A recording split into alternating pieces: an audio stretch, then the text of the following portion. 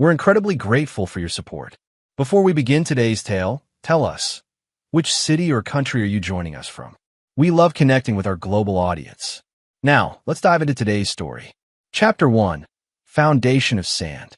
Jack Brennan stood at the edge of the veranda, watching the sunset paint the Montana sky in shades of amber and gold.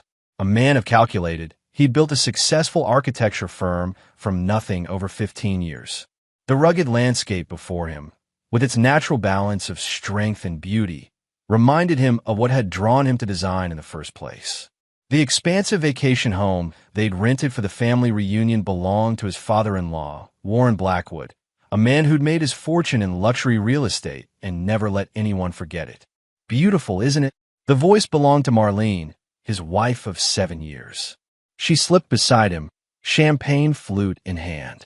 Once a passionate artist who'd captivated him with her free spirit and creative fire, she'd gradually transformed since their marriage.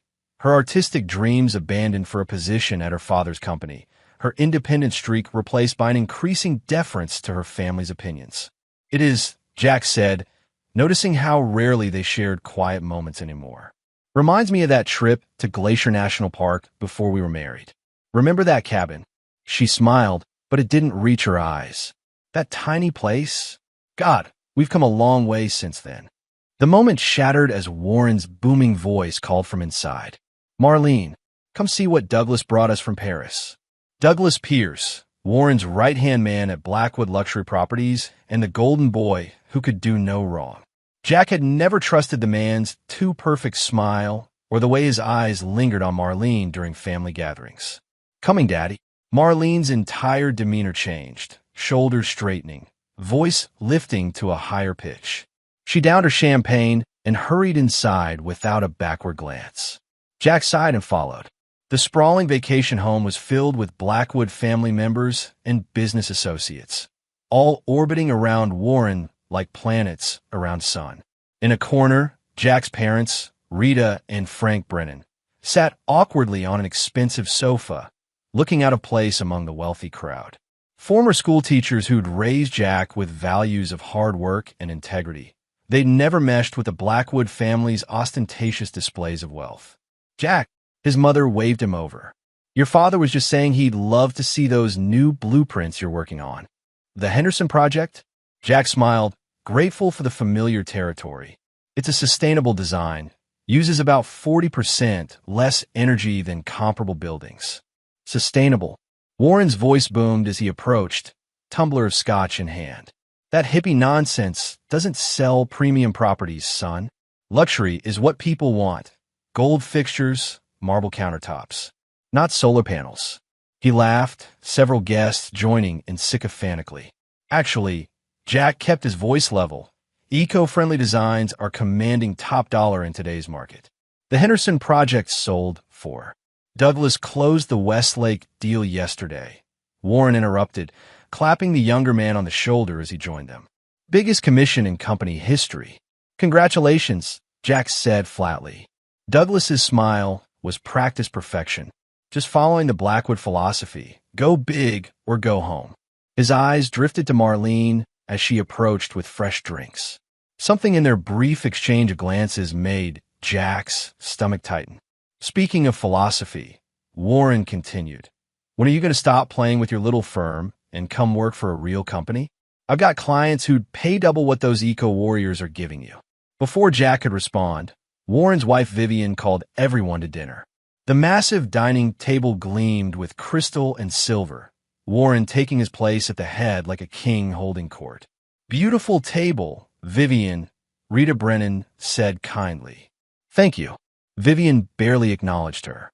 "Our housekeeper spent hours arranging it. I simply can't stand anything less than perfection." Dinner proceeded with Warren dominating conversation, business deals, political connections, and thinly veiled reminders of his generosity in hosting everyone. Jack noticed Douglas continually engaging Marlene in whispered side conversations that made her laugh softly. "Remember our trip to Maui, Douglas?" Warren reminisced. "When you negotiated that beachfront property right out from under the Japanese investors." "How could I forget?" Douglas raised his glass. The look on their faces alone was worth the price. That's what separates winners from losers, Warren declared, knowing when to strike without mercy. His eyes flicked at Jack with undisguised disdain. After dinner, they moved to the vast living room with its floor-to-ceiling windows overlooking the mountains. Warren showcased his latest purchases, an antique pocket watch, a limited edition bourbon, custom-made Italian shoes he claimed cost more than most people's monthly salary. Handcrafted by third-generation artisans, Warren explained, displaying the leather shoes with their distinctive red soles. Only 50 pairs made each year. Jack excused himself to use the restroom, needing a moment away from Warren's endless self-aggrandizement. In the hallway, he overheard voices from a partially open door. Marlene and Douglas, speaking in hushed tones. "You're taking too many risks," Marlene whispered. "Jack almost walked in on us yesterday." "Let him," Douglas replied. "Your father would destroy his career with one phone call if he tried anything. Just be patient. Once everything's in place." Jack stepped back, heart hammering. He'd suspected something, but hearing it confirmed sent ice through his veins. Before he could process what he'd heard, his phone rang, a client with an emergency at a construction site. He took the call, mind racing with implications of what he discovered.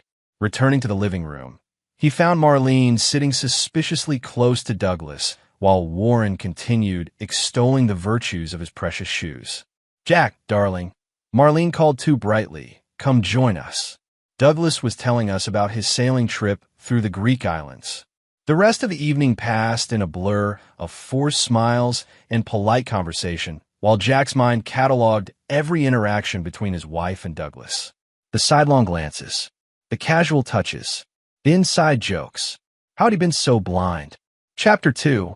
The Breaking Point. Morning brought no clarity. Jack woke early and went for a run, pushing himself harder than usual as he sorted through his thoughts. When he returned, the house was stirring with activity. Warren had planned a hike to a scenic viewpoint, followed by lunch at an exclusive mountain restaurant only accessible by private road. Marlene approached as he drank his coffee on the patio. "You disappeared early. Everything okay?" "Just clearing my head," Jack replied, studying her face for signs of guilt. "How did you sleep?" "Fine." Her eyes shifted away too quickly. "Dad wants everyone ready to leave in 30 minutes. He's arranged for guides and everything." "Of course he has." Jack couldn't keep the edge from his voice. Marlene frowned. "What's that supposed to mean?" "Nothing. I'll be ready." The hiking party assembled on time, Warren leading the way in expensive outdoor gear that looked like it had never seen dirt. Douglas stood beside Marlene, both dressed in coordinating outfits that looked more appropriate for a sporting goods catalog than an actual hike. "The guide says it's about 2 hours up and 1 back," Warren announced. "Spectacular views at the summit. I've arranged for champagne and hors d'oeuvres at the viewpoint." Jack's parents opted to stay behind, Frank's knee acting up from old football injuries.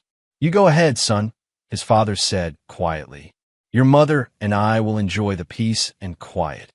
The trail started easily enough, switching back and forth along the mountainside. Despite himself, Jack found the natural beauty calming. Ancient pines, wildflowers in surprising places, occasional glimpses of distant peaks through the trees. He hiked alone, deliberately falling behind the main group, where Warren loudly lectured everyone on local geology despite clearly knowing nothing about it. Ahead, he watched Marlene and Douglas hiking side by side, heads bent in conversation. Once, when they thought no one was looking, Douglas's hand brushed against Marlene's, lingering longer than could be accidental. By the time they reached the summit, Jack's mood had darkened like the storm clouds gathering on the horizon.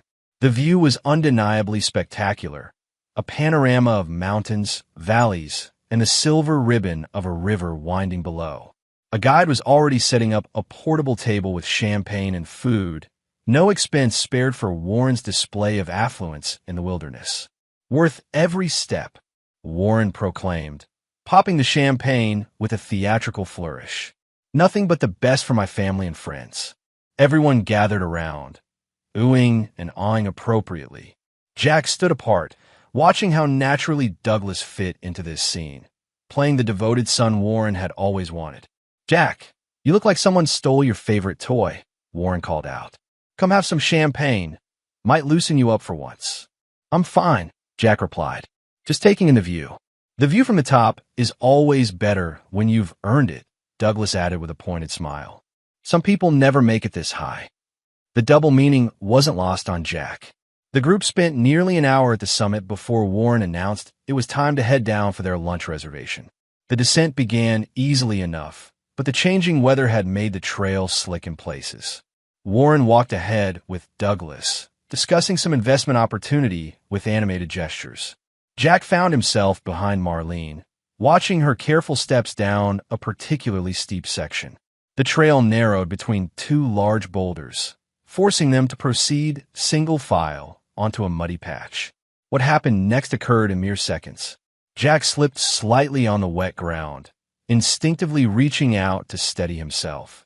His hand knocked against Warren, who was navigating the narrow passage, causing the older man to step into a muddy puddle with his precious Italian shoes. Warren spun around, face contorting with rage. You clumsy idiot, he shouted. Look what you've done. It was an accident, Jack said, regaining his balance. I slipped on them. The slap came without warning, Warren's open palm connecting with Jack's cheek with surprising force for a man his age. The sound echoed in the sudden silence. How dare you touch my shoes, you disgusting man? Warren shouted, his face red with fury. They're worth more than you. Clean my shoes and get lost. Jack stood frozen, the sting on his cheek nothing compared to the shock coursing through him. The entire hiking party had stopped, staring at the confrontation in uncomfortable silence. Douglas made no attempt to hide his smirk. Dad, Marlene finally spoke, but not with the outrage Jack expected.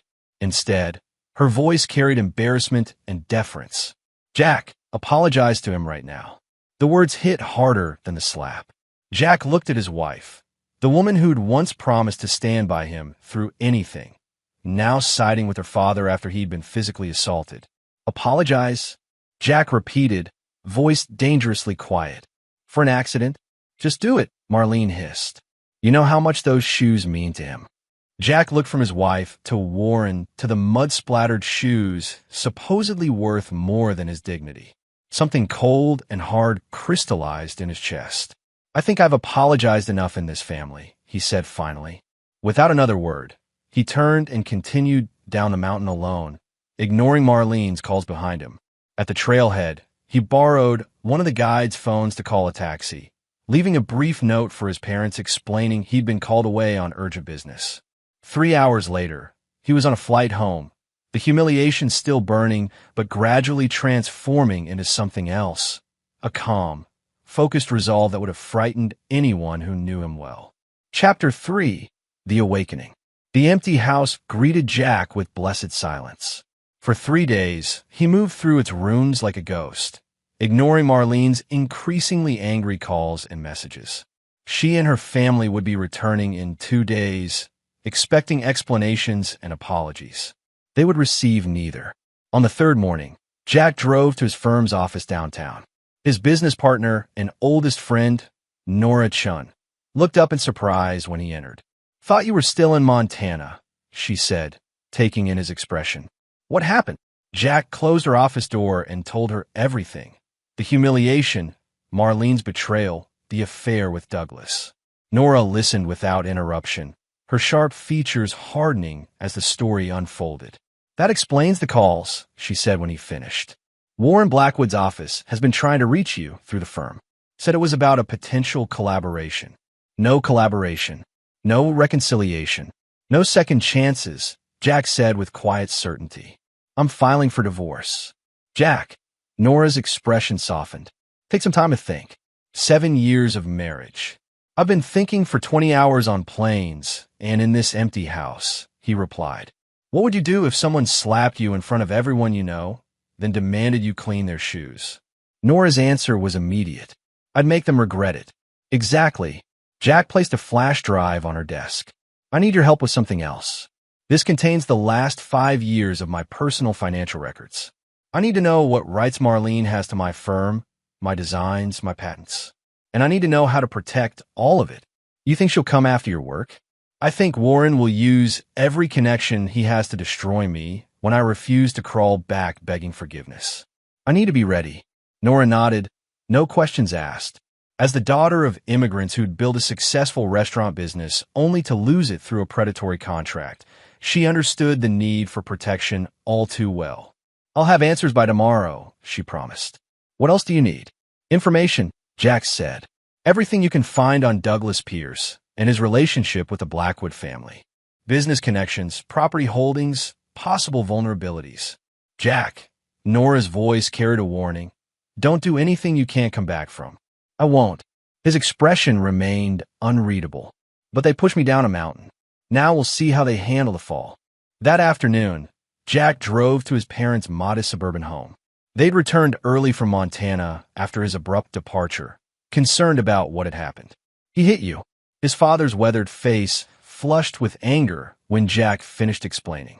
And Marlene took his side? She did. Jack accepted the coffee his mother handed him. I'm filing for divorce. Rita Brennan sighed heavily. I never wanted to say it, but that family was poisoning you both from the beginning. The way they looked down on us, on your work. We should have said something sooner, Frank added. But you seemed happy, and we didn't want to interfere. It's not your fault, Jack assured them. But I need to ask you something important. When the divorce becomes public, Warren might try to hurt me by going after the people I care about. That includes you. What are you planning, son? Frank's eyes narrowed with concern. Nothing illegal. Nothing that crosses any moral lines I can't live with, Jack promised. But I won't let them humiliate me and walk away unscathed. His parents exchanged looks, the silent communication of a couple who'd built their lives on mutual respect. We taught you right from wrong, Frank said finally. We trust you to remember the difference. And we taught you to stand up for yourself, Rita added firmly. Whatever happens, we're on your side. Jack returned home and spent the evening reviewing old files, emails, and photographs from his years with Marlene. In a folder rarely accessed, he found what he'd been searching for, evidence of a project from 4 years ago when he designed an eco-friendly resort for a client who later sold the property to Blackwood Luxury Properties. The design had mysteriously appeared in modified form in one of Warren's developments 6 months later. Jack had suspected theft of his intellectual property, but couldn't prove it at the time. Now, with fresh eyes and motivation, he began connecting dots previously overlooked. Names on contracts, shell companies, suspicious timing of transactions. Each discovery fed the cold determination growing inside him. His phone rang.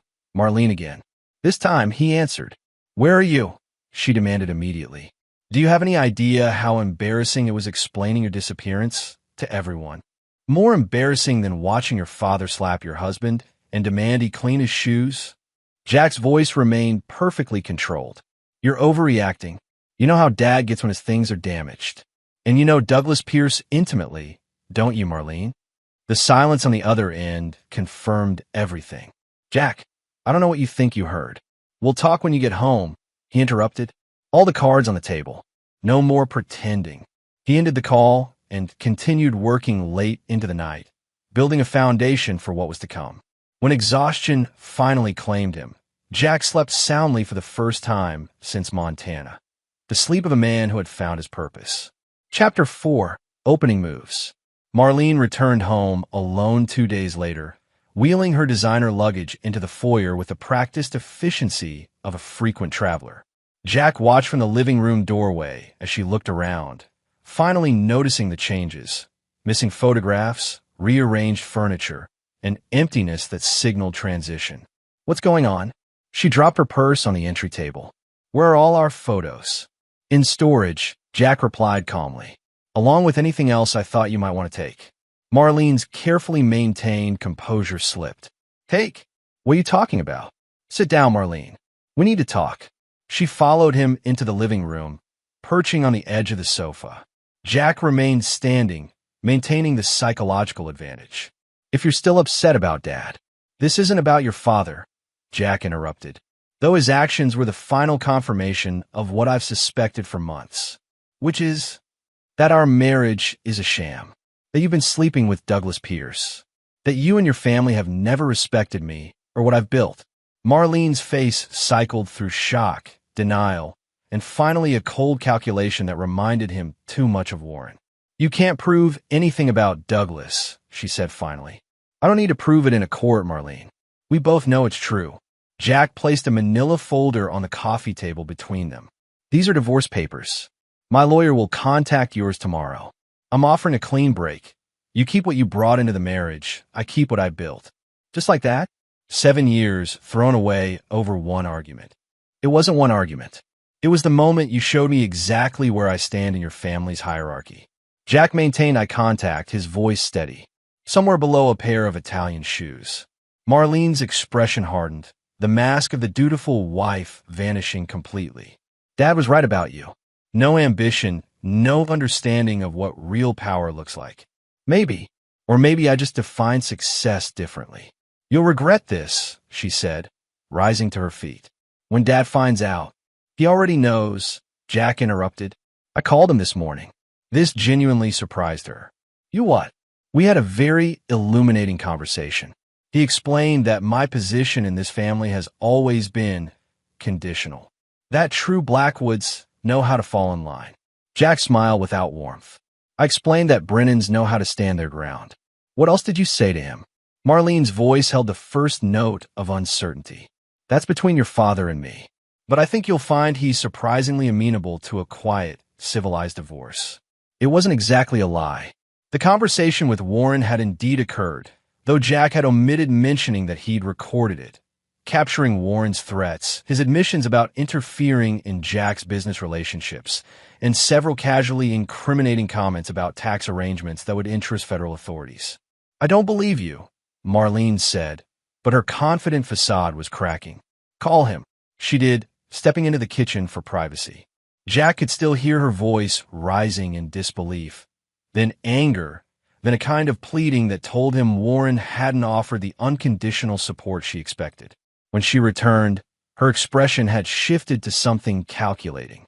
"Fine. You want a divorce? We'll get a divorce. But don't expect it to be as simple as you think. I've contributed to this household, to your career, by sleeping with your father's right-hand man." Jack raised an eyebrow. "That contribution I could have done without." "You self-righteous bastard," Marlene hissed. "You think you're so morally superior. Let's see how superior you feel when you're starting over with nothing." "I started with nothing once before," Jack replied calmly. "The difference is, this time I know exactly who my enemies are."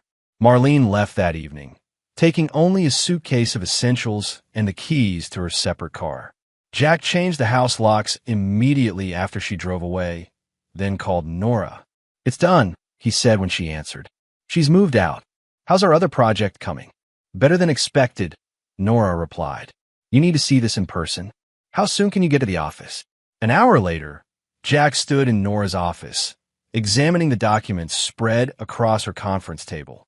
"Douglas Pierce isn't just Warren's employee," Nora explained, pointing to a complex chart of business connections. "He's been systematically inserted into key positions throughout Blackwood's companies. The interesting part is his real estate license was suspended for 6 months 3 years ago for ethical violations in another state, a fact conveniently absent from his Blackwood company bio. Meaning he was operating without proper credentials when he closed some of these deals?" Jack studied the timeline.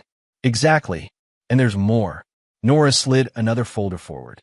"That resort design you mentioned? I found patent application documents filed by Blackwood Properties that mirror your original work, filed just 2 weeks after you showed the designs to Marlene." Jack felt a surge of cold satisfaction. "Can you give me a meeting with Terrence Hamilton?" Nora raised an eyebrow. "The real estate commissioner? That might take some doing. Use my connection with his daughter. I redesigned their family home last year. He owes me a favor." As the weeks passed, Jack moved. He sold their shared house, reinvesting the proceeds in a smaller property solely in his name. He restructured his firm to protect it from potential litigation. He maintained a low profile, avoiding the social circles where he might encounter the Blackwood family or their numerous allies. Meanwhile, Marlene's initial quiet exit transformed into increasingly hostile legal maneuvers. Her attorney, a shark from Warren's preferred law firm, filed motions demanding half of Jack's business assets, claiming she had been an integral consultant on his major projects. Jack had anticipated this. When the court ordered the financial discovery process, he was ready with 5 years of meticulously documented work records showing Marlene had contributed exactly 0 hours to his firm's projects. Her name appeared on no design documents, no client meetings, no internal communications. "They're getting desperate," Nora observed after a particularly aggressive hearing. "Warren must have expected you to crumble immediately." "People like Warren mistake kindness for weakness," Jack replied. "They're used to others backing down." "What's our next move?" Jack checked his watch. "I have a lunch meeting with Commissioner Hamilton. Let's see if our theory about Douglas Pierce's licensing issues holds water." The meeting exceeded Jack's expectations. Hamilton, a no-nonsense public servant with a reputation for integrity, listened carefully to Jack's concerns about potential licensing violations at Blackwood Properties. "I can't promise anything based on personal connections," Hamilton warned. "But if what you're suggesting is true, it warrants investigation. Bring me documentation, and I'll make sure it gets to the right people." "I'll have it to you by tomorrow," Jack promised. That evening, as Jack compiled the evidence for Hamilton, his doorbell rang. Standing on his porch was Vivian Blackwood, Warren's wife and Marlene's mother.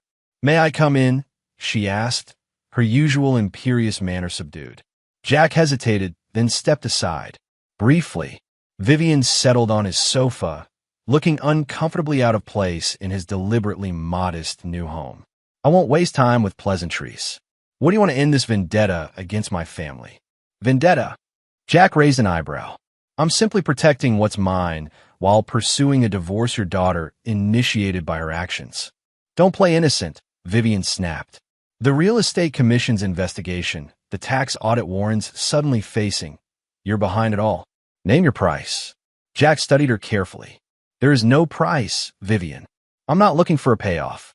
"Everyone has a price," she insisted. "Is it the Henderson Project?" "Warren can make those environmental approvals disappear overnight. That would be illegal. Don't be naive. This is how the world works." Her perfectly maintained facade cracked slightly. "Warren will destroy you if you continue this."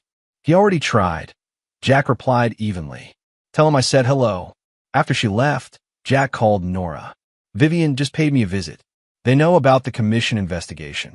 "That was fast." Nora sounded worried. "Watch your back, Jack. These people don't play fair." "Neither do I. Not anymore." Chapter 5. Countermoves. The Real Estate Commission's investigation into Douglas Pierce's licensing irregularities became public knowledge the following week.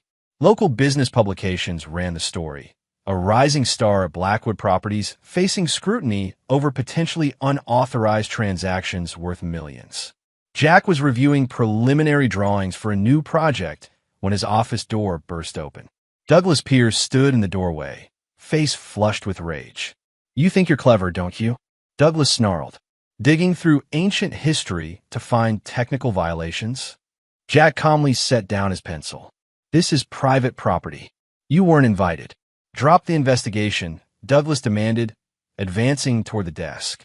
"Whatever vendetta you're pursuing against me, because Marlene chose the better man." "Better man?" Jack couldn't help but laugh. "Is that what you tell yourself? That she chose you? Not that you were a convenient tool in Warren's attempt to control his daughter's life." Douglas's expression flickered with uncertainty before hardening again. "You know nothing about our relationship." "I know enough." Jack stood, matching Douglas's height. "I know you've been operating without proper licensing. I know you've been involved in misappropriating intellectual property. And I know Warren will throw you to the wolves the moment you become a liability." "You're making powerful enemies," Douglas warned. "Warren has connections you can't even imagine. And yet here you are, doing his dirty work while he keeps his hands clean." Jack moved around the desk. "Ask yourself, Douglas, when this all comes crashing down, who will Warren protect? His daughter's lover, or his own reputation?" For a moment, Douglas seemed genuinely shaken. Then his arrogance reasserted itself. "This isn't over. We're just getting started," Jack replied, holding the door open pointedly. After Douglas left, Jack called his attorney to report the confrontation, then returned to his work with renewed focus. The preliminary moves were in place. Now, it was time to accelerate. That evening, Jack met with Roger Tompkins, a veteran investigative journalist who'd been covering real estate development in the city for decades. They sat in a quiet corner of a downtown bar, rarely frequented by the Blackwood social circle. Interesting timing, Tompkins commented, nursing a scotch. I've been trying to get solid information on Blackwood's operations for years. Suddenly, I get an anonymous tip about licensing irregularities, followed by your call offering an exclusive interview. Coincidences happen, Jack replied neutrally. Sure they do. Tompkins wasn't buying it. What's your angle, Brennan? Divorce proceedings getting messy. This isn't about my divorce, Jack said. It's about business practices that hurt legitimate competitors and consumers. The Real Estate Commission is already investigating Douglas Pierce. I'm just filling in some background. Over the next hour, Jack laid out evidence of Blackwood Properties' pattern of acquiring designs from smaller firms, then reproducing them with minimal changes. He provided documentation of his own intellectual property being used without attribution or compensation. He explained how Warren Blackwood's empire had been built not on innovation, but on absorption and intimidation. Most of this isn't technically illegal, Tompkins observed. Unethical, sure, but keep digging, Jack suggested. The licensing issue is just the thread. Pull on it hard enough, and you might find the whole sweater unravels. Why now? Why you? The journalist studied him carefully. You had to know marrying into that family meant playing by their rules. Maybe I believed people could change, Jack said after a moment. Or maybe I didn't understand the rules until recently. The article appeared 3 days later. A seemingly balanced profile of Blackwood Properties that nonetheless raised uncomfortable questions about business practices, licensing compliance, and the fine line between aggressive acquisition and predatory behavior. Douglas Pierce featured prominently. His rapid rise through company ranks contrasted with his previous licensing suspension. The response was immediate. Warren called Jack directly for the first time since Montana. "You ungrateful little shit," he snarled without preamble. "After everything I've done for you." "Done for me?" Jack kept his voice level. "Like what exactly? Belittling my business? Insulting my parents? Slapping me in front of my wife when I accidentally touched your precious shoes?" One incident blown completely out of proportion, Warren dismissed. "Men of our position have disagreements. You're supposed to handle them with dignity, not run to the press with ancient history." "I didn't mention the slap to anyone," Jack pointed out. "Interesting that you immediately connected that to the article." Warren's voice lowered dangerously. "Listen carefully. You have 24 hours to issue a public statement retracting your accusations and apologizing for the misunderstanding. Otherwise, I will personally ensure that your firm never receives another major contract in this state." "That sounds like blacklisting," Jack observed, "which, as I'm sure your lawyers have mentioned, is illegal under state and federal law. Don't lecture me about." "No, you listen," Jack interrupted, his calm finally breaking. "You created this situation. You raised your daughter to believe status matters more than integrity. You welcomed a man like Douglas into your business despite knowing his history. You chose to respond to a simple accident with physical violence and demanded I clean your shoes like a servant." "It was a moment of anger," Warren protested, his bluster fading slightly. "It was a revelation," Jack corrected, "of who you are, who Marlene has become, and what your family really stands for." "I'm not retracting anything, Warren. The truth is the truth." After ending the call, Jack forwarded the recording to his attorney with instructions to keep it secure unless needed. Then he called Nora. "Warren's rattled," he reported. "The commissioner's investigation must be finding something substantial." "That's not all," Nora replied. "I just got off the phone with Sophie Valdez." Sophie was a former employee of Blackwood Properties who'd left under unclear circumstances 2 years earlier. Jack had reached out to her weeks ago, hoping she might provide insight into the company's internal operations. "She's ready to talk," Nora continued. "Not just about Douglas's licensing issues, about systematic fraud in property valuations, manipulated environmental impact reports, bribes to planning officials. She has documentation, Jack." For the first time since Montana, Jack felt a flicker of genuine surprise. Why now? Why didn't she come forward before? Blackwood had her sign an NDA with a massive penalty clause. She was scared. Nora paused. The commission investigation changed things. She says if there's already an official inquiry, her information becomes whistleblower testimony, protected legally. Is she willing to go on the record with Tompkins? Under certain conditions, yes. Jack sat back, mind racing with implications. Set it up. And Nora, make sure she has good legal representation before she says anything publicly. Warren won't take this lying down. The next phase unfolded faster than Jack anticipated. Sophie Valdez's revelations, carefully vetted and documented, expanded the commission's investigation beyond Douglas Pierce to Blackwood Properties' broader practices. Tompkins published a follow-up article that sent shockwaves through the real estate community. Meanwhile, the divorce proceedings hit a critical juncture. Marlene's attorney abruptly shifted strategy, dropping demands for Jack's business assets in favor of a quick settlement. The timing wasn't coincidental. Warren needed to distance his daughter from mounting scrutiny of Blackwood Properties. Jack received the revised settlement offer at his office. As he reviewed the surprisingly reasonable terms, his intercom buzzed. "Jack," his assistant's voice sounded strained. "Marlene Blackwood is here to see you. She doesn't have an appointment."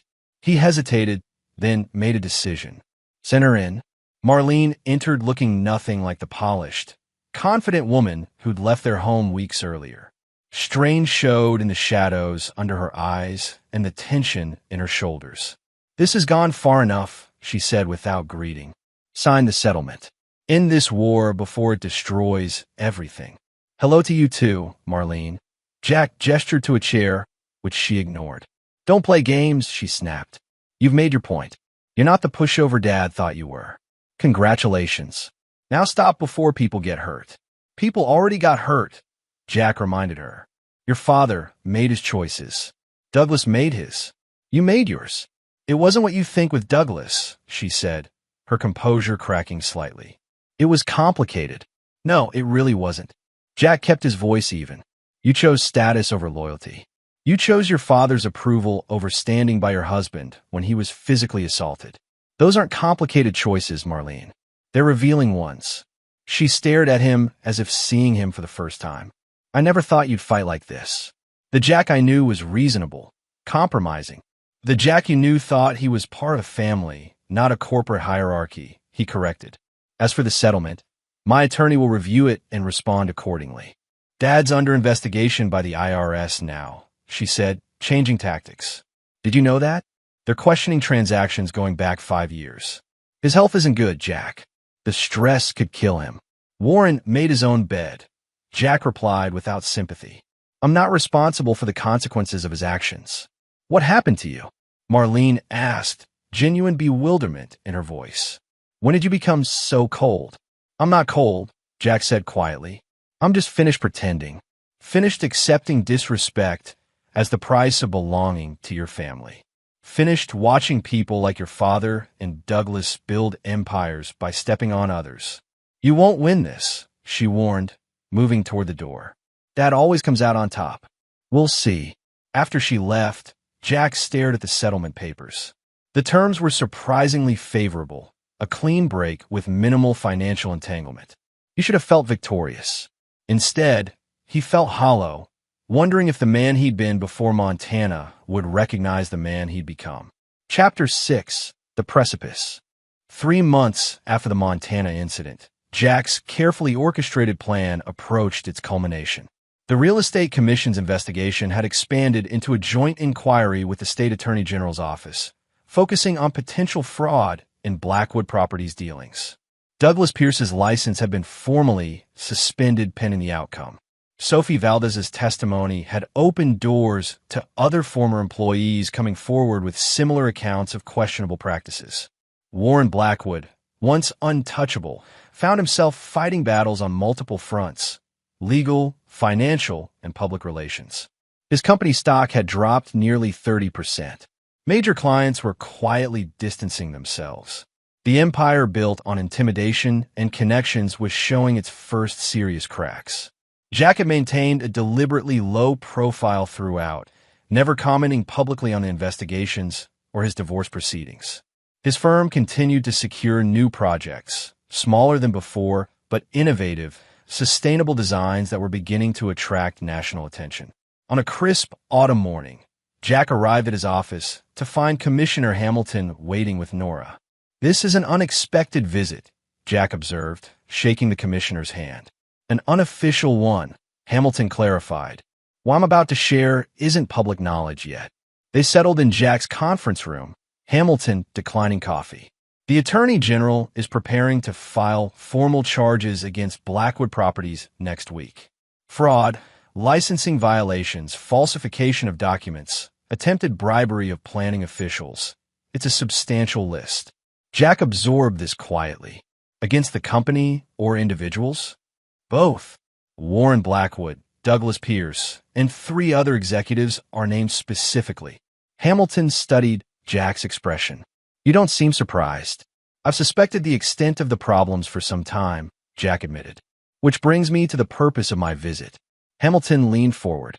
"There's significant evidence that Warren Blackwood personally directed the misappropriation of your intellectual property, specifically the lakeside resort designs. The AG wants to include those charges, but they need your formal testimony." Jack exchanged glances with Nora, who nodded almost imperceptibly. "I'm not interested in personal revenge," he told Hamilton carefully. "My goal was always to expose unethical business practices that hurt consumers and legitimate competitors." "This isn't about revenge," Hamilton countered.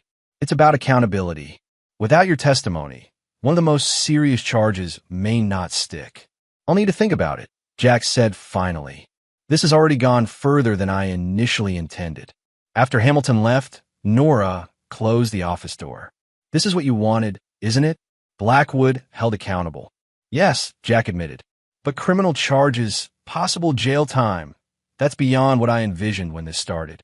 "They made their choices," Nora reminded him, echoing his own words to Marlene. "Warren didn't hesitate to threaten your livelihood, your reputation. Why protect him now?" Before Jack could respond, his phone rang, an unknown number. He answered cautiously. "Jack Brennan." The voice belonged to a woman he didn't recognize. "This is Nurse Reyes at Memorial Hospital. You're listed as an emergency contact for Frank Brennan." Jack's blood ran cold. "My father? What happened?" "He was brought in an hour ago after a car accident. He's stable, but I'm on my way." The drive to the hospital passed in a blur of anxiety. Jack found his mother in the waiting room, her face pale with worry. "The doctor says he'll be okay," Rita assured him before he could ask. "Broken ribs, concussion, some internal bruising. They're keeping him overnight for observation." "How did it happen?" "He was driving home from the hardware store," Rita explained, her voice shaking slightly. "A car ran a red light, hit him on the driver's side. The police said the other driver claimed his brakes failed." Something in her tone made Jack look closer. "You don't believe it was an accident?" The officer mentioned the other driver works for a property management company. Rita met his eyes. "Blackwood Properties." Jack sat heavily in the waiting room chair, cold realization washing over him. "This is my fault. I pushed too hard, and now they're coming after the people I care about." "Don't you dare take that on," Rita said firmly. "If Warren Blackwood is behind this, and we don't know that he is, then it's his crime, not yours." "I need to see Dad." Frank was awake but groggy from pain medication, his normally robust frame looking diminished against the hospital bed. Bandages covered the left side of his face, and monitoring equipment beeped softly in the background. "There he is," Frank managed a weak smile. "Your mother's been fussing over me, like it's a paper cut. How are you feeling?" Jack took his father's hand carefully. "Like I got hit by a car," Frank joked weakly. "Which is appropriate, considering." Jack swallowed hard. "Dad, I think this might be connected to my situation with Warren Blackwood. I figured as much when I saw the company logo on the kid's uniform."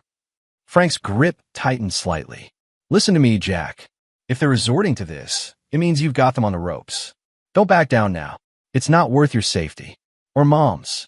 "We've never raised you to surrender when things get tough," Frank said, grimacing as he shifted position. "Your mother and I can take care of ourselves. We'll be more careful, but we're not hiding." Jack left the hospital with his mind in turmoil. If Warren was truly behind the accident, it represented an escalation beyond anything Jack had anticipated. Legal maneuvers and business pressure were one thing. Physical harm was another entirely. He drove directly to his attorney's office, sharing his suspicions about the accident and requesting immediate legal intervention. By evening, a restraining order had been filed against Warren Blackwood, prohibiting contact with Jack or his family. Police reports have been updated to reflect the potential connection between the accident and ongoing legal disputes. Jack spent the night at his parents' home, arranging for additional security measures to be installed the following day. As dawn broke, he made two critical decisions. First, he would provide the testimony Commissioner Hamilton requested about the intellectual property theft. Second, he would accelerate the endgame of his plan, pushing Warren not just to accountability, but to the brink of complete professional ruin. The next morning, Jack met with Roger Tompkins at a coffee shop near the newspaper offices. "I need everything you have on Warren's political connections," Jack said without preamble. Specifically, donations to Planning Commission members who later approved Blackwood projects. Tompkins raised an eyebrow. "That's radioactive territory. Most of what I have is circumstantial, patterns of donations followed by favorable decisions. Nothing definitive enough to print." "I'm not asking you to print it," Jack clarified. "I'm asking you to share your research with the Attorney General's office. Let them connect the dots officially." "This feels personal now," Tompkins observed. "What changed?" Jack considered how much to reveal. "My father was injured in a car accident yesterday. The driver works for Blackwood Properties." "Jesus," Tompkins looked genuinely shocked. "You think Warren ordered a hit?" "I think Warren believes himself untouchable," Jack replied carefully. "Men like that don't recognize boundaries until they're forced to." The journalist studied him for a long moment. "I'll share what I have with the AG's office." "But Jack, be careful. If Warren's willing to escalate to violence, even indirectly, you're in dangerous territory." "I know exactly where I stand," Jack assured him. "And so will Warren very soon." The final piece fell into place that afternoon when Sophie Valdez provided Jack's attorney with a previously undisclosed recording. Warren Blackwood explicitly instructing Douglas Pierce to reproduce Jack's resort designs with minimal changes to avoid copyright issues. "I was saving it," Sophie admitted during their conference call. "Insurance policy, in case Blackwood came after me personally. But after hearing about your father's accident, someone needs to stop this man."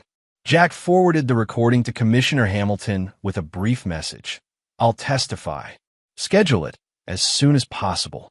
That evening, as Jack reviewed security footage from the new cameras at his parents' home, his doorbell rang. Standing on his porch, looking haggard and diminished, was Douglas Pierce. "We need to talk," Douglas said, nervously glancing over his shoulder. "Not here. It's not safe."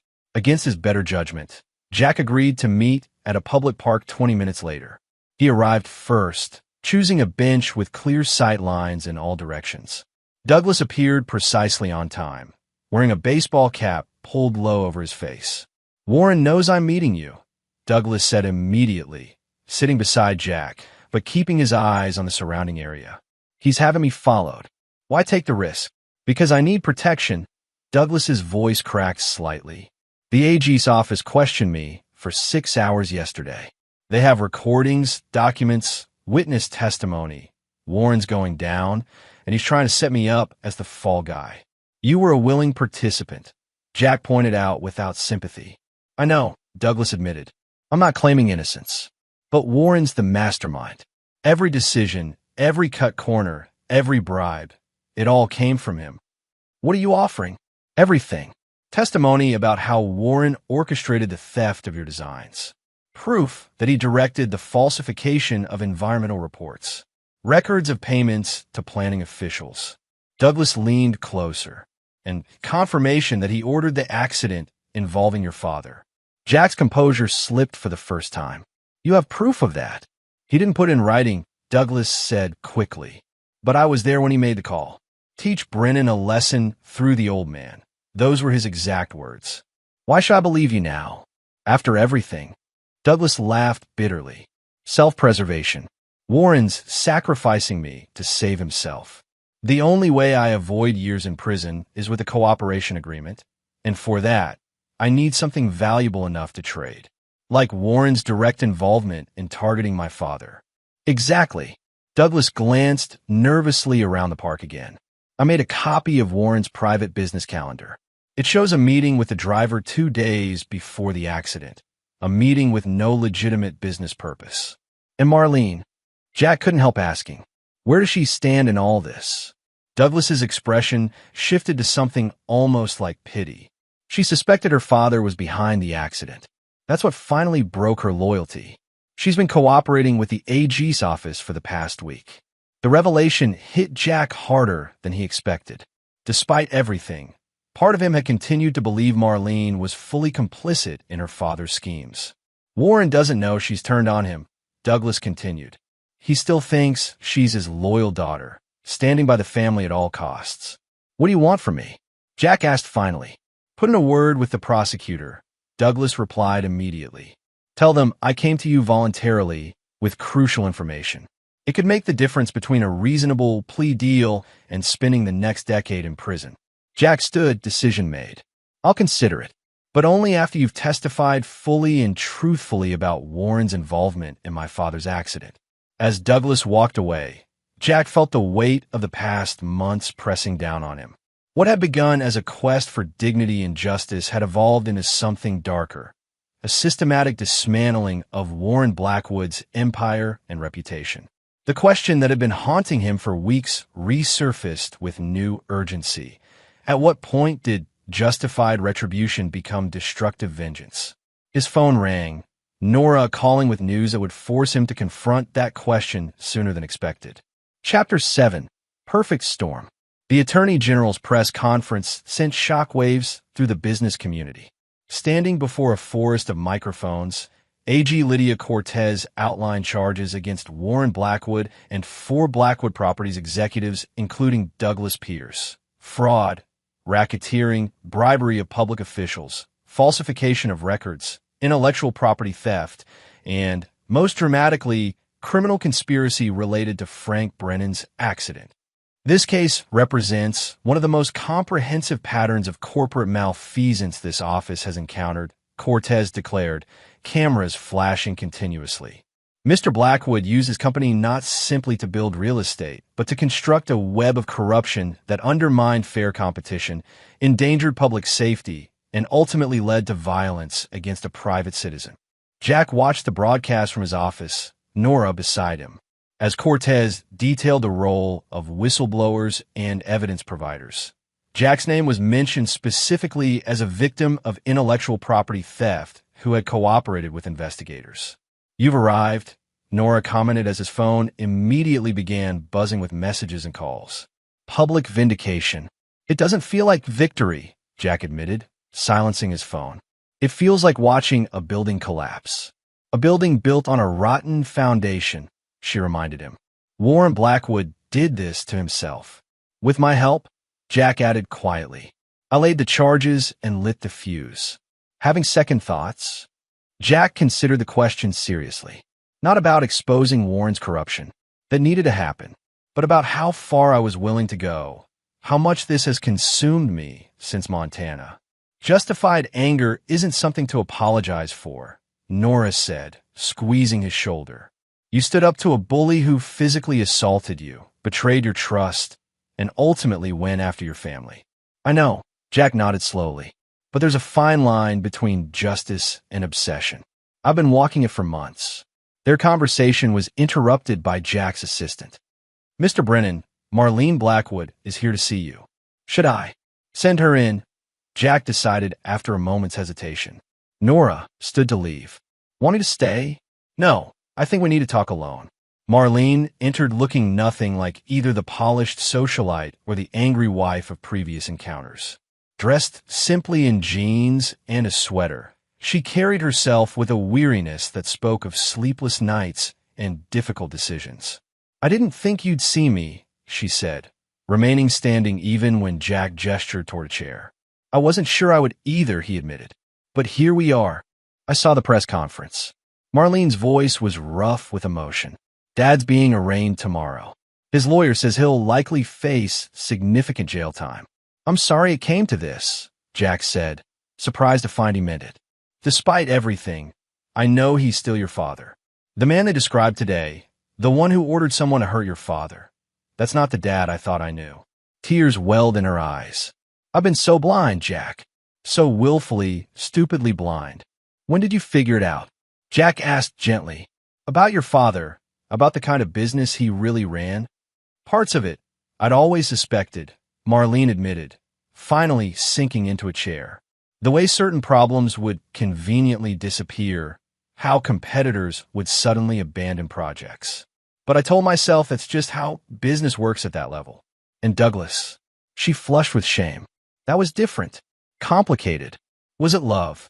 God, no. Marlene laughed bitterly. It was status. Security. Douglas was Dad's chosen successor, the son he never had. Being with him meant staying at the center of Dad's world. Even at the cost of our marriage? I didn't think it would cost that much, she said quietly. I thought you'd never find out.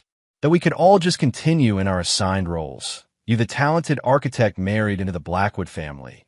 Me the loyal daughter carrying on the legacy. What changed? Jack studied her face, searching for signs of the woman he'd once loved. Your father's accident, Marlene said without hesitation. When I found out Dad might have been involved, that he'd actually hurt someone to get back at you, something broke inside me. I realized there was no line he wouldn't cross. Jack nodded slowly, processing this. The AG mentioned cooperating witnesses. Douglas claimed you've been helping the investigation. For the past 2 weeks, she confirmed. Dad still doesn't know. He thinks I'm gathering information from his office to help his defense. She paused, visibly struggling with emotion. I recorded conversations, copied files, told investigators where to look for evidence of bribes. That must have been difficult, Jack acknowledged, genuinely moved by her evident pain. It was the only thing I could do, Marlene said simply. The only way to finally choose, right over easy. They sat in silence for a moment, the weight of their shared history and divergent paths hanging between them. What happens now? Jack finally asked.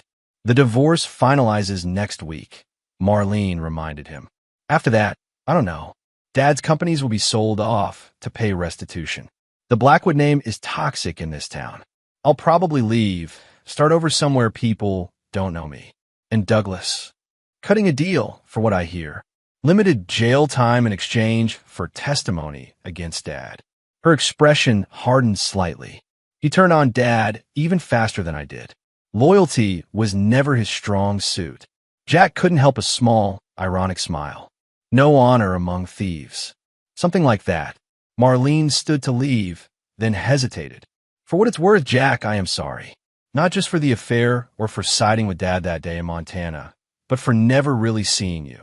For not understanding what actually mattered. Thank you for saying that, Jack replied quietly. I hope you find what you're looking for, Marlene. Truly.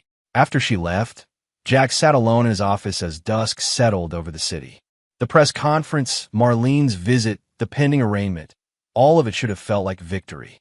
Instead, he found himself questioning the path he'd chosen and the man he'd become during these months of calculated retribution. His phone rang. His mother calling from the hospital where his father was having a follow-up appointment. How's Dad doing? Jack asked immediately. Better than expected, Rita replied. The doctor says he's healing well, ahead of schedule. That's good news. Jack, his mother's voice softened. We saw the press conference. Your father wants to speak with you. After a rustling sound, Frank's voice came on the line. Son, you there? I'm here, Dad. How are you feeling? Never mind that. Frank dismissed the question. I need to know something. Are you okay with how this is all played out? Jack considered lying, then decided against it. I don't know. I set out to protect myself and my work, to stand up against people who thought they could walk all over me. But somewhere along the way, it became darker. Revenge is like that, his father said sagely. Starts out feeling like justice, ends up feeling like poison. The question is, what do you do now? What do you mean? Warren Blackwood's going to jail, Frank stated flatly. His company's falling apart. His reputation's destroyed. You've won, son. Complete victory. The question is whether you can show mercy in victory. Mercy, Jack repeated, surprised. After what he did to you? Especially after that, Frank insisted. Mercy isn't about whether the other person deserves it. It's about who you choose to be when you have all the power. The conversation stayed with Jack long after they hung up. His father's words echoed as he reviewed the events of recent months, the careful planning, the strategic moves, the systematic dismantling of Warren Blackwood's empire and reputation. He'd achieved everything he set out to do, and more. So why did victory taste so hollow? Chapter 8, Crossroads. The media storm following Warren Blackwood's arraignment exceeded even Jack's expectations. News vans camped outside the courthouse, capturing footage of the once untouchable real estate mogul being led away in handcuffs after being denied bail as a flight risk. Financial news programs ran special segments on the Blackwood empire's collapse, complete with graphics showing the company's plummeting stock price and the domino effect on associated businesses. Jack deliberately avoided public comment, declining all interview requests and instructing his firm's employees to do the same. He focused instead on current projects, throwing himself into work with an intensity that concerned even Nora. "When's the last time you slept more than 4 hours?" she asked, finding him still at his drafting table well past midnight. "I sleep enough," Jack replied without looking up from his drawings. "The Henderson project deadline isn't for 3 weeks," Nora pointed out. "This obsessive work schedule isn't necessary. It keeps my mind occupied." "From what?" "Celebrating your victory." When Jack didn't respond, she sighed and pulled up a chair. "Talk to me, Jack. You've won. Warren's facing years in prison. Douglas is scrambling to save himself with a plea deal. The divorce is finalizing tomorrow. This should be your moment of vindication." Jack finally set down his pencil. "That's just it. I got everything I wanted. Warren exposed and punished. My reputation and work protected. Even Marlene finally acknowledging her part in it all." He ran a hand through his disheveled hair. "But it doesn't feel like I thought it would. How did you think it would feel?" "I don't know. Satisfying? Healing? Instead, I feel hollow," Nora supplied. "Because revenge never actually repairs what was broken in the first place." Jack nodded slowly. "My father said something similar. About mercy being a choice you make when you have all the power." Frank Brennan, closet philosopher, Nora smiled. "He's not wrong. So what now? Warren's legal troubles aren't going away no matter what I do. The company is hemorrhaging value. Clients are fleeing. Projects are stalled mid-construction. Hundreds of employees who had nothing to do with Warren's corruption are losing their livelihoods. None of that is your responsibility," Nora reminded him. "Isn't it? I set this in motion. I pursued it relentlessly, even after getting everything I originally wanted." Jack stood and walked to the window, staring out at the city lights. At what point did justified self-defense become something else? The question hung in the air between them, unanswered and perhaps unanswerable. The following day, Jack attended the final divorce hearing alone. Marlene appeared similarly unaccompanied, both of them choosing to end their marriage without the spectacle of attorneys or family members present. The proceedings were brief, the judge confirming their agreement on all terms before granting the divorce. In the courthouse hallway afterward, they stood awkwardly, 7 years of marriage reduced to a few signatures on legal documents. "So that's it," Marlene said finally. "Clean break." "That's it," Jack agreed. "Where will you go now?" "Seattle, I think. My mother's sister lives there, the only family member who never bought into the Blackwood mythology. She's offered me a place to stay until I figure things out." Marlene hesitated. "What about you? Still planning to focus on sustainable architecture?" "That's the plan," Jack confirmed. "Though I'm considering some pro bono work as well, affordable housing designs, community centers, that sort of thing." "You always wanted to do that," Marlene remembered, a flash of genuine regret crossing her features. "Before I convince you to focus on more profitable projects." "We all make choices," Jack said without accusation. "The important thing is recognizing when we need to make different ones." They parted with a handshake that felt simultaneously too formal and too intimate. The final contact between two people who had once shared everything but had become strangers. Jack spent the afternoon visiting his father, who was recovering at home under Rita's watchful care. Frank looked better than he had in the hospital, color returning to his face and some of his natural vitality evident in his movements despite the lingering pain. "Did the divorce go through?" Frank asked as they sat in the backyard, enjoying rare autumn sunshine. "It's done," Jack confirmed. "Marlene's moving to Seattle to start over." "And how are you feeling about it all?" Jack considered the question carefully. Relieved it's over. Sad about what might have been. Uncertain about what comes next. Normal feelings after the end of a marriage, Frank assured him. Even under these circumstances. "There's more to it," Jack admitted. "I've been thinking about what you said, about mercy being a choice when you have all the power. And I'm trying to figure out what that means practically. Warren's facing criminal charges regardless of what I do. The company is collapsing. People who had nothing to do with his corruption are losing their jobs. Projects are stalled. Communities affected." Frank nodded thoughtfully. "Sounds like you're seeing the broader impact now, beyond your personal vendetta." "I am," Jack acknowledged. "And I'm wondering if there's something I should do about it." "Like what?" "I don't know yet," Jack said honestly. "But I know I don't want this to be the end of the story. Just destruction and punishment, nothing built from the ashes." His father smiled with evident pride. "Now that sounds like the son we raised." The seed of an idea took root that afternoon, growing clearer as Jack drove back to his office. By evening, he had outlined a concept that felt simultaneously radical and obvious. He called Nora, asking her to meet him first thing in the morning. When she arrived, coffee in hand, Jack was already at the conference table, surrounded by preliminary sketches and legal documents. "You look like you actually slept," she observed, setting a cup in front of him. 6 full hours, Jack confirmed. "And I had a revelation. Should I be worried?" "Not worried. Intrigued." Jack gestured to the materials spread across the table. "What would you say if I told you I'm considering trying to acquire Blackwood Properties' stalled development projects?" Nora nearly choked on her coffee. "I'd say you've lost your mind. Those projects are toxic assets right now, tied up in legal complications, financing in disarray, subcontractors fleeing." "Exactly," Jack nodded. "Which means they'll be available at pennies on the dollar once the bankruptcy proceedings begin. The banks want to recover something rather than nothing. Even at fire sale prices, we don't have that kind of capital," Nora pointed out. "We're a successful architecture firm, not a development company."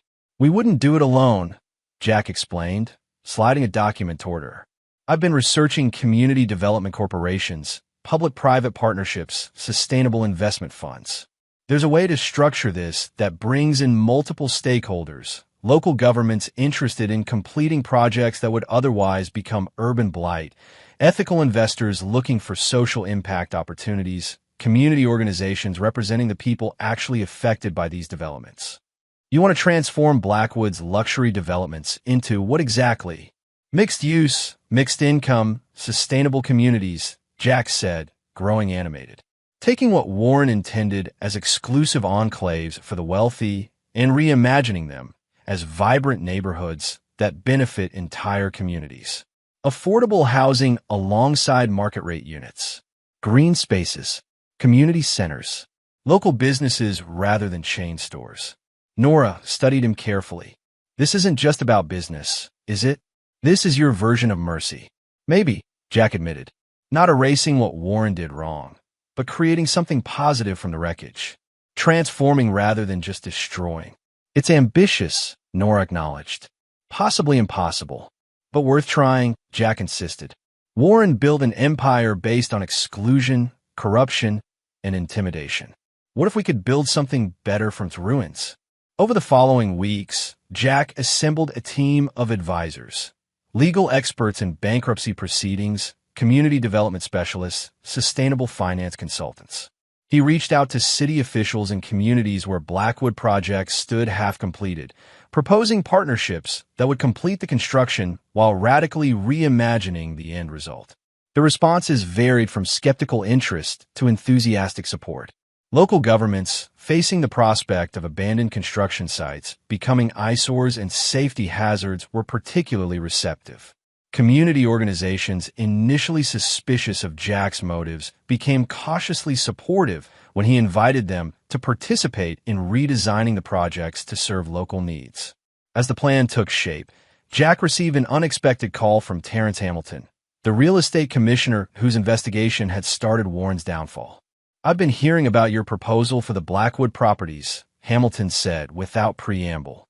"It's unorthodox, to say the least, but necessary," Jack argued. "These projects will either become community assets or community liabilities. There's no middle ground." "I agree," Hamilton surprised him by saying, "which is why I'd like to meet to discuss how my office might help facilitate the regulatory aspects. If you're serious about this." "Completely serious," Jack confirmed, "and grateful for any support you can provide." The meeting with Hamilton led to others, with banking regulators, zoning officials, affordable housing advocates. The initial concept expanded and evolved, incorporating insights from experts across multiple disciplines. What had begun as Jack's personal project became a collaborative effort involving dozens of stakeholders united by a shared vision of transformation.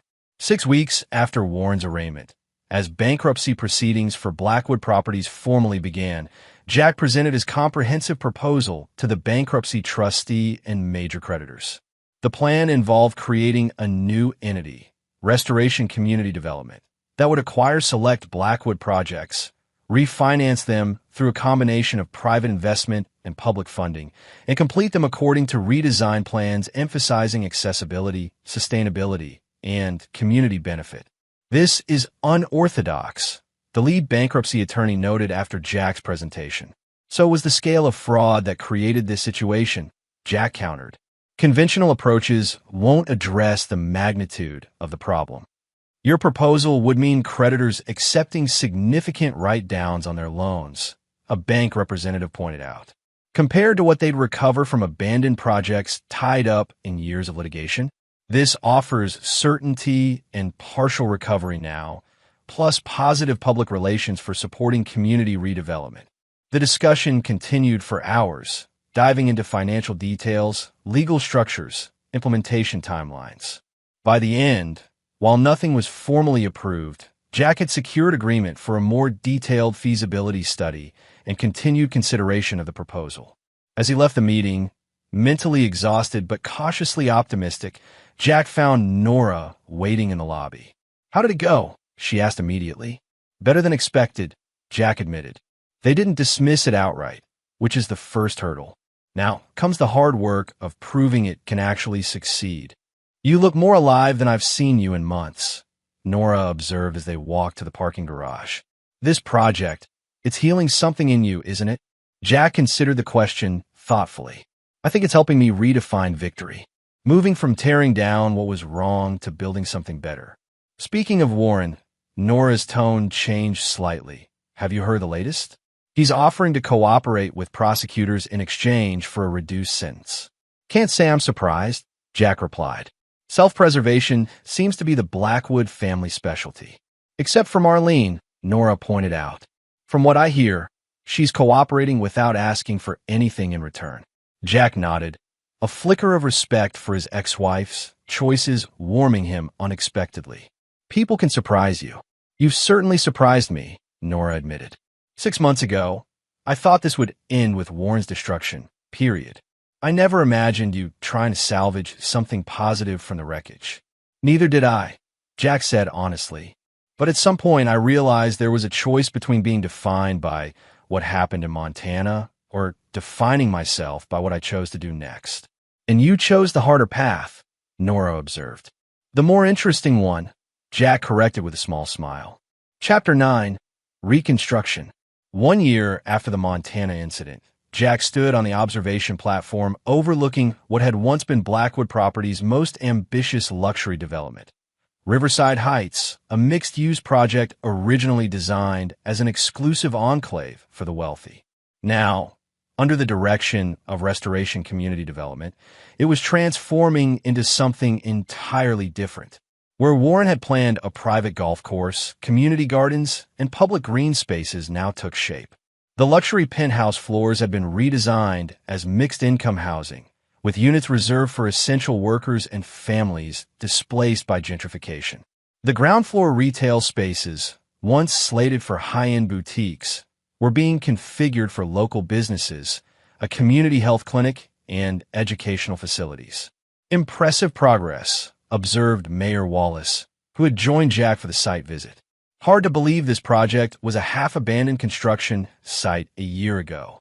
We've had extraordinary cooperation from the city, Jack acknowledged. The expedited permitting process made all the difference. Self-interest, the mayor admitted candidly. Having this property sit derelict would have been a disaster for the surrounding neighborhoods. Your proposal offered a solution that addressed multiple needs simultaneously. They descended from the platform to tour the construction areas, where crews worked steadily to implement the revised designs. Jack greeted workers by name, having made a point of knowing the people bringing his vision to reality. The first residential units will be ready for occupancy next month, Jack explained as they walked. We're prioritizing families displaced by the original development for the first phase of affordable units. Poetic justice, the mayor commented. People pushed out by Blackwood's project, now finding homes in its reimagined version. Jack nodded, thinking about how far things had come a year. Restoration Community Development had successfully acquired 3 of Blackwood's stalled projects, with negotiations advancing on 2 more. The innovative financing model, combining traditional investment, social impact funds, and public partnerships, had attracted national attention as a potential template for similar projects elsewhere. Warren Blackwood had ultimately accepted a plea agreement, receiving a 15-year sentence for fraud, racketeering, and conspiracy charges related to Frank Brennan's accident. Douglas Pierce, after extensive cooperation with prosecutors, was serving a 5-year term. The Blackwood corporate empire had been dismantled through bankruptcy proceedings and regulatory actions, its assets sold to satisfy creditors and legal claims. After the mayor departed, Jack continued walking the site alone, making notes on construction progress and design adjustments. His phone rang. Nora calling from their office downtown. "How's the site visit going?" she asked when he answered. "On schedule for once," Jack replied with satisfaction. The East Residential Tower is nearly complete, commercial spaces taking shape nicely. Good timing. The Westridge Community Group is in our office now, reviewing the preliminary designs for their neighborhood project. They're enthusiastic, but have some concerns about the community center location. "Tell them I'll be there in an hour to discuss alternatives," Jack promised. Their input is essential to getting this right. After ending the call, Jack made his way to a quieter section of the site, an area being developed as a memorial garden dedicated to victims of corporate fraud and exploitation. The space had been Marlene's suggestion, offered during one of their infrequent but increasingly amicable conversations. She had surprised him repeatedly over the past year. After moving to Seattle, she had begun working with consumer protection advocates, using her insider knowledge of real estate development to help identify potential fraud and predatory practices. They spoke every few months, not as friends exactly, but as 2 people connected by history and shared understanding of a painful chapter now behind them. Jack's parents had recovered fully, both physically and emotionally, from the trauma of the accident.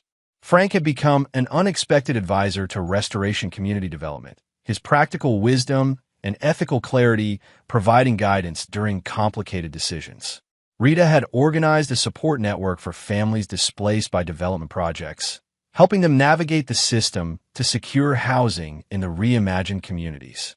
As Jack prepared to leave the construction site, a familiar figure approached from the parking area, Sophie Valdez, the whistleblower whose testimony had been crucial in exposing Warren's corruption.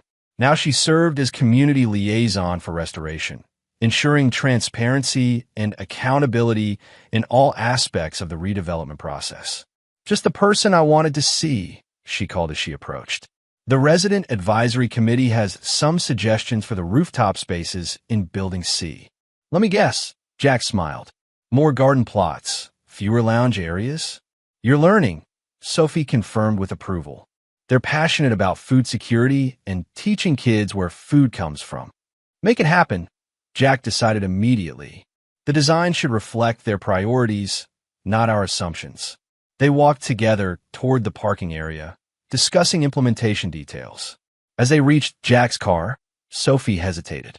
"I got a letter from Warren yesterday," she said quietly. "From prison." Jack stiffened slightly.